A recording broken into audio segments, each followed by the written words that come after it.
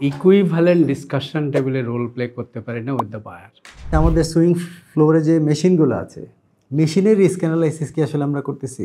তো ম্যাক্সিমাম ক্ষেত্রে যেই জায়গাটাতে হয় এসওপিটা রেডি করা হয় না, লোকজনকে ট্রেনিং দেওয়া হয় না, লোকজনকে এটার গুরুত্ব বোঝানো হয় না, শুধু যে চাপাই দেওয়া হয় যে কালকে থেকে এটা করতে হবে। দুটো জিনিস কনসেন্ট্রেট করা উচিত এভরি ফ্যাক্টরিতে।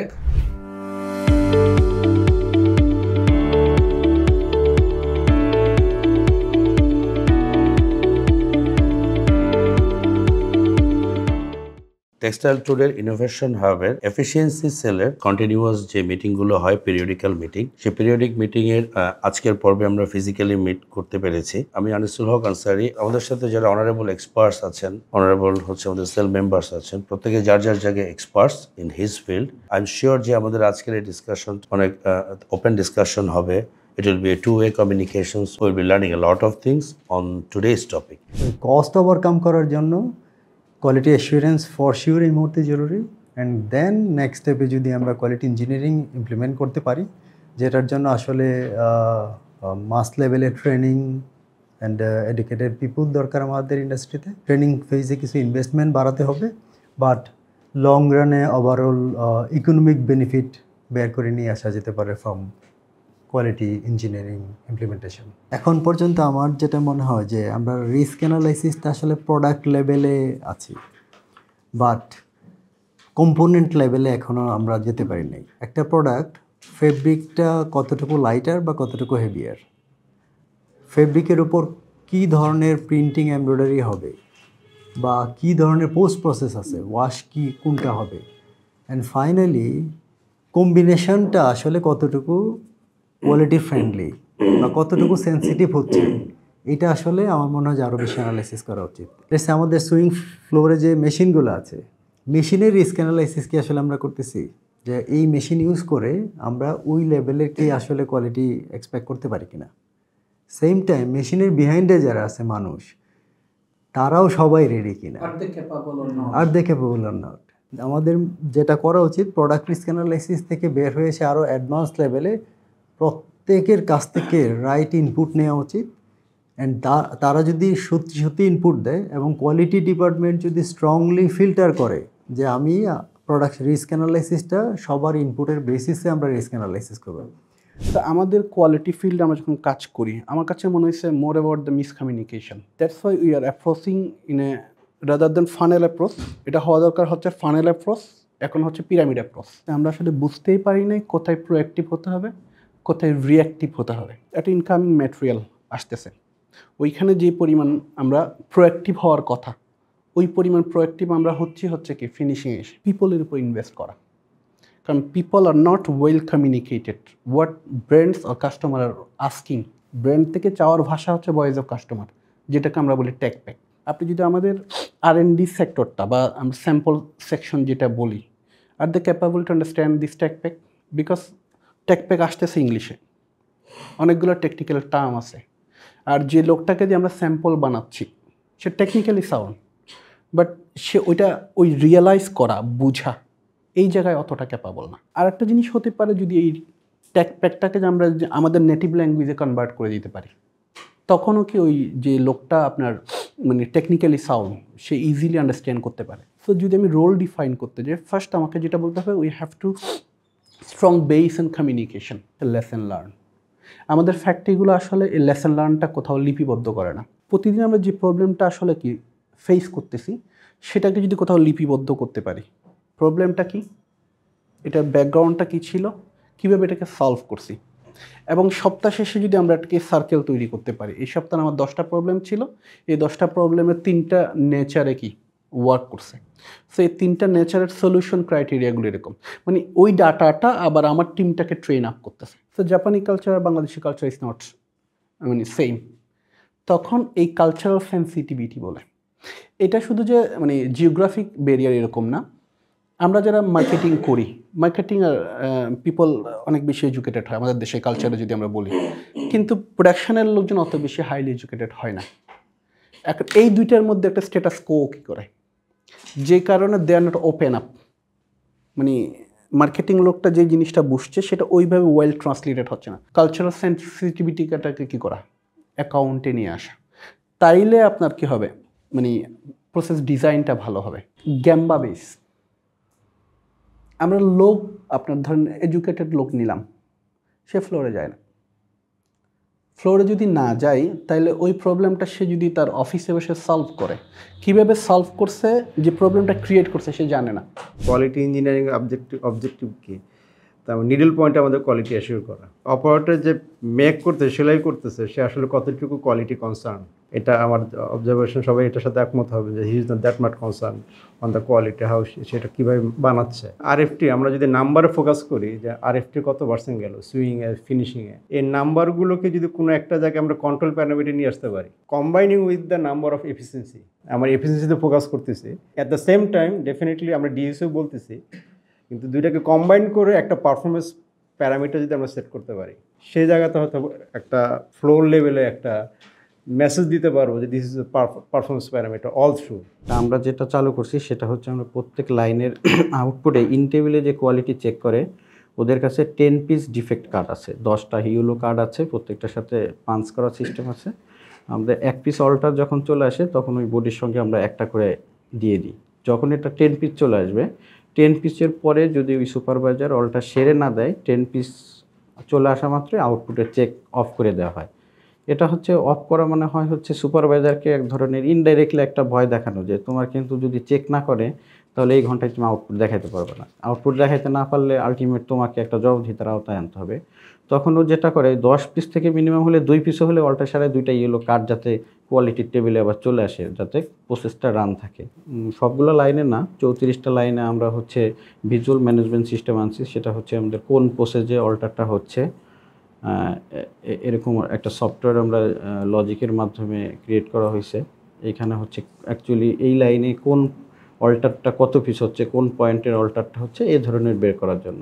যেহেতু আমরা কোয়ালিটির পার্ট নিয়ে কথা বলতেছি, সেক্ষেত্রে কাট প্যানেল রিজেকশন, ডিএজিও আর হচ্ছে রিজেক্ট পার্সেন্টেজ, এটার মধ্যে টপ 5 রিজনটা কী ছিল, এটার মধ্যে টপ 5 রিজনটাকে আমরা একটা ক্যাপ তৈরি করি এবং এটার জন্য কে রেসপন্সিবল থাকবে এবং এটা সে কীভাবে রিমুভ করবে তার একটা ব্রেকডাউন সে ওইখানে থ্রো করে এবং একটা ডেডলাইন দেয় যে এই প্রবলেমটা আমি এই কদিনের মধ্যে সমাধান করব।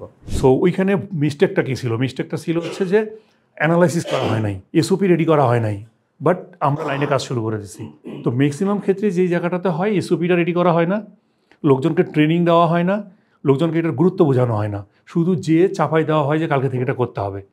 এই জায়গাগুলোতে এটার কারণে আমার কাছে মনে হয় যে জিনিসগুলো সাস্টেন করে না আর কি।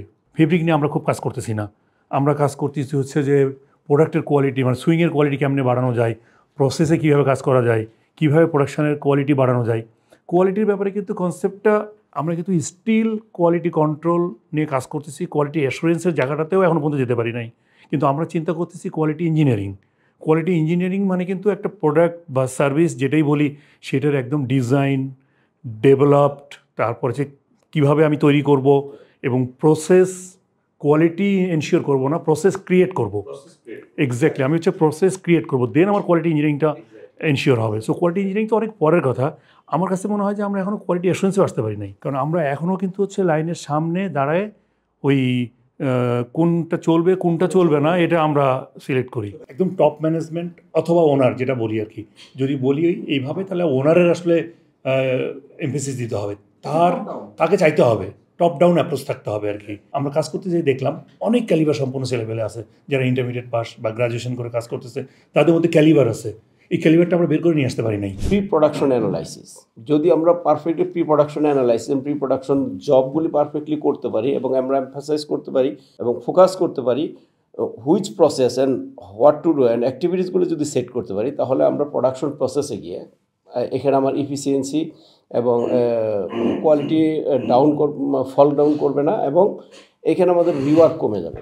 আমার যখন ডিফেক্ট রেট কমে যায় তখন আমার রিওয়ার্ক কমে যায়, আলটিমেটলি আমার ইফিসিয়েন্সিও গ্রো করে। পাশাপাশি ফেব্রিক এবং আদার্স মেটেরিয়াল যদি আমি অন টাইম পাই, অন টাইমে যদি আমি এই জিনিসগুলি অ্যানালাইসিস করতে পারি, তাহলে আমি খুব ভালোভাবে ফোকাস করতে পারি in the production process where I have to focus and I can set my activities, what I have to perform during the production. By this way we can achieve the quality standard. আমি একটা style শুরু করার আগে আমি একটা MCP তৈরি করব, কোন জায়গায় কি প্রবলেম হতে পারে, কোন জায়গায় কি অ্যাকশন নিতে হবে, কোন জায়গায় কিভাবে ইনিশিয়েটিভ নিতে হবে আমি আগেই সেট করব। সেট করে আমি ওইভাবে কাজ করব। তো আমি এভাবে কাজ করতেছি, দেখা যাচ্ছে যে আমার ফেল পার্সেন্টেজ 0 এবং ডিএইচইউ আমার মোটামুটি 6.5 বা 7 এর মধ্যেই আছে। ফিনিশিংয়েও আমার 2%-এর বেশি নেই। তো আমরা যদি এমসিবি নিয়ে কাজ করি তো ডিএইচইউ অনেকটা কমে যাবে। আমি কত বিট চেক করতেছি, ডিএইচইউ কত, কোন কোন কারণে আমার প্রবলেমগুলো হচ্ছে সেটা কিন্তু অটোমেটিক উঠে যাচ্ছে, আমি কিন্তু দেখতে পারতেছি। আমরা 5 কার্ড দিয়ে একটা ডিফেক্ট কন্ট্রোল করতেছি, 5 কার্ড দিয়ে। এখানে আমি কিন্তু বান্ডেল ছাড়া কিন্তু পাঞ্চ করতে পারবো না। 3 point very closely I have observed, যেটা আমাদের ফ্যাক্টরিগুলোতে খুব অ্যাবসেন্ট, যেটা অলরেডি ওয়ান আইডেন্টিফাইড। আমরা ইকুইভ্যালেন্ট ডিসকাশন টেবিলে রোল প্লে করতে পারি না with the buyer, because with a fear আমার যদি কাস্টমারটা চলে যায়, সে যদি ব্যাক না করে। এবং এটা টপ টু বটম এভরিহোয়ার এই কালচারটা প্রিভেল, একদম মালিক থেকে শুরু করে সব। That need to be address and need to be challenge. ম্যাটেরিয়ালসের কোয়ালিটি, যেটা আমাদের কোয়ালিটিটা সেন্ট্রালাইজড অন আওয়ার ফিনিশড আউটপুটের উপর। বাট আউটপুটের আগে যে ইনপুটটা আমি প্রোভাইড করছি, সেই ইনপুটের কোয়ালিটি অ্যাসিউরেন্সটা ভেরি নেগলিজিবল ফ্যাক্টরিতে আমরা দেখতে পাই। আমরা ইফিসিয়েন্সি যাকে বলছি, it is not exactly efficiency, it is productivity. Efficiency যখন আপনি আসবেন তখন আপনার রিসোর্স ইউটিলাইজেশনের কনসেপ্টটা আসবে। রিয়ালিটি কি ব্র্যাকেট ফিগার, এই ব্র্যাকেট ফিগারটাকে টু ফোল্ড ইম্প্যাক্ট অ্যানালাইসিসে যে স্ট্রেংথটা দরকার আমাদের এখানে সেটা নাই। বোথ দ্য সাইড থেকে ইনিশিয়েটিভটা হচ্ছে না। ইন 2 days মানে আমার ক্লোজ অবজারভেশন হলো, আনটিল অ্যান্ড আনলেস আপনি যদি এটাকে অ্যাচিভ না করান, তাহলে blame game in the factory চলতেই থাকবে। ওনারের সেই প্রজ্ঞাবুদ্ধিও নাই যে এটাকে কনভিন্স করতে হলে, ইন্টিগ্রেট করতে হলে আমার কি ইনিশিয়েটিভ দরকার। কারণ ইনিশিয়েটিভ নিলে সেটা তো ইনট্যাঞ্জেবল ইনভেস্টমেন্ট, সেই ইনট্যাঞ্জেবল ইনভেস্টমেন্ট আবার যেতে চায় না। ইনট্যাঞ্জেবল ইনভেস্টমেন্টের ইম্প্যাক্ট পাবেন আপনি আফটার 3 years, আফটার 5 years। যেমন আপনি একটা কথা বলছেন, আমি আরএফটি এবং আমার সো-কল যে দিনের শেষে আমার আউটপুট ইনপুট রেশিওর পার্সেন্টেজটা ব্রিজিং করলে, আমি যদি আরএফটিতে কনসেন্ট্রেট করি, আমার আউটপুট যদি কমে যায়, মাঝখানের কস্ট ব্যালেন্সিংটা আমি কীভাবে ফাইন্ড আউট করব? এই ফাইন্ড আউটের কম্পিটেন্ট ম্যানেজার ফ্যাক্টরিগুলোতে নাই। Integration foster synergy. Integration means আপনার অপারেশন এবং finance has to be integrated. Investor must be think of that investment point of view and return point of view. Manager itself, he has to seek the approval of investment. দুটো জিনিস concentrate করা উচিত every ফ্যাক্টরিতে। একটা হলো R&D। R&D is not for product, R&D is for process. Second হলো learning and development centre.